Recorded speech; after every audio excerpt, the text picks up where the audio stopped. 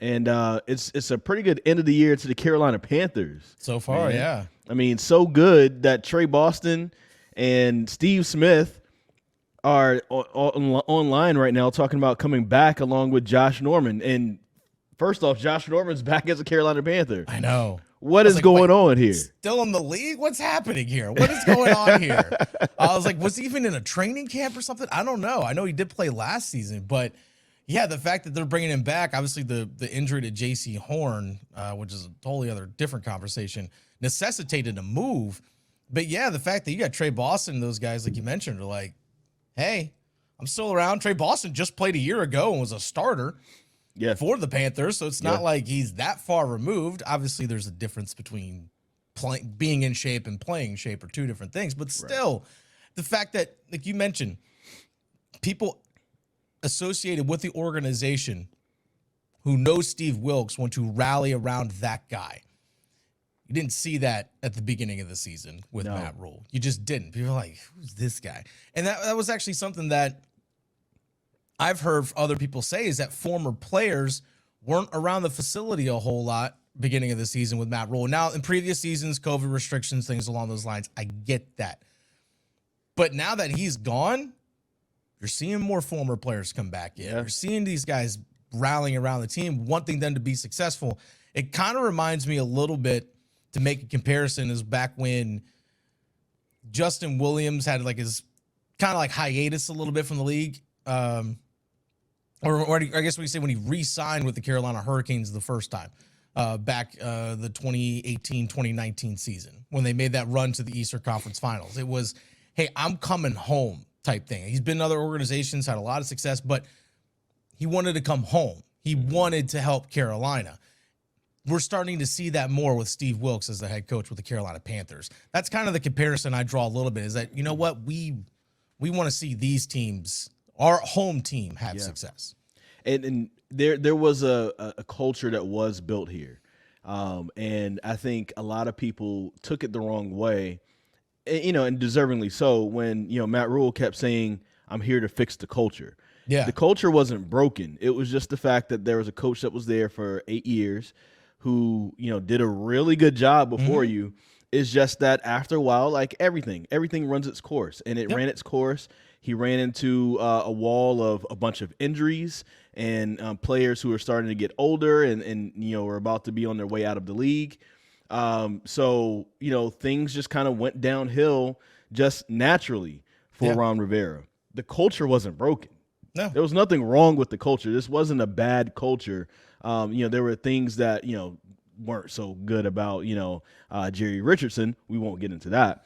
Whole different conversation. But Ron Rivera is good at making sure that the culture around his team is still good, even though that the owner might not be such a good person.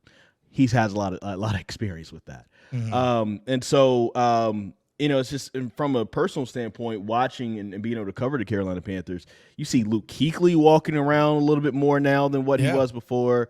You see Jonathan Stewart walking around more than what he was before. I think I even saw Mike Tolbert one time. Like, it's all these other former players that just, like, as you said, starting to pop up. Even if they don't pop up on camera, I've seen them there personally. And, they are around now. And it shows. So it's very interesting how people are now starting to rally around Steve Wilks in a way where they didn't rally around Matt Rule, but also the results too. Yeah. In 10 games, he's got 5 wins. Matt Rule never got more than 5 wins in a season, in either season that he was in. So very interesting. But we're going to talk about some of the top happenings for this year. I don't know if we have an official countdown, but let's talk about a few things. And while we're already talking about the Carolina Panthers, let's just slide into that. Matt Rule being fired.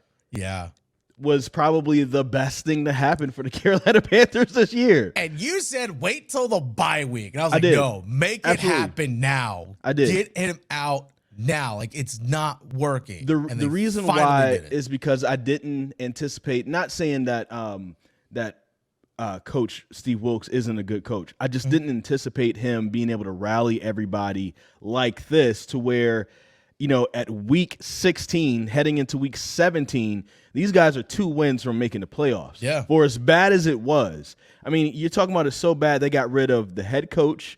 They traded your star running back. You traded the guy who started at quarterback for you, or you let him release him. Yeah. Later on.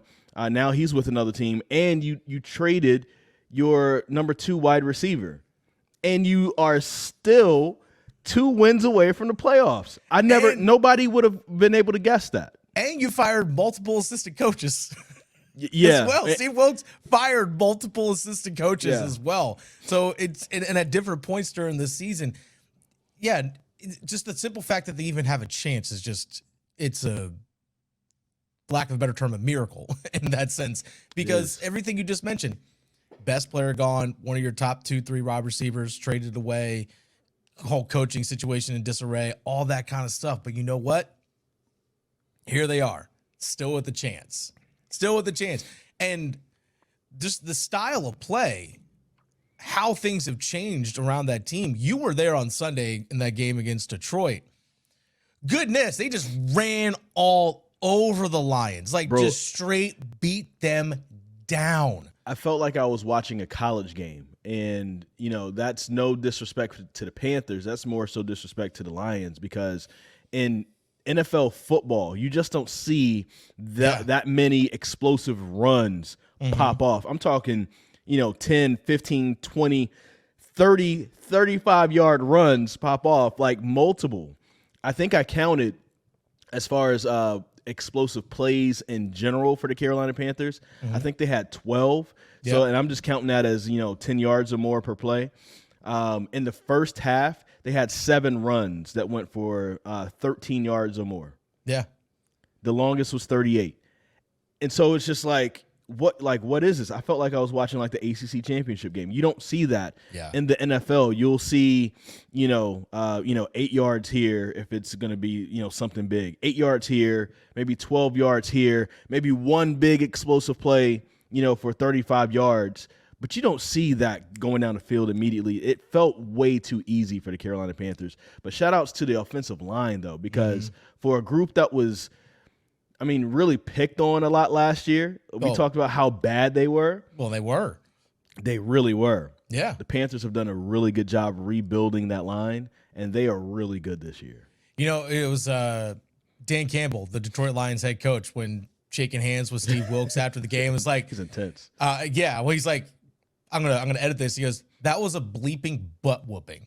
Like y'all kicked our tail. That's what Dan Campbell said to Wilks. He's like, yeah, y'all just did that to us. Yeah. And that's the thing is in football, if a team throws for a bunch, it's like, okay. Sometimes you might just get these big chunk plays. A guy gets open, defensive back slips. You're like, okay, they beat us throwing the ball. But when you get run over like that, it is a pride thing. You're like, man, I just literally just got pushed around. And there's you just have no answer for it. That dude in front of me just beat me. Just simple as that. Here's another part that I thought was very interesting. It was the coldest kickoff ever at Bank of America Stadium. It was at 20 degrees. That's the coldest game that was ever played there. The Panthers only played in 2 games that were colder than that. And those are both away games. So that was one of the coldest games, period, in history for the Carolina Panthers.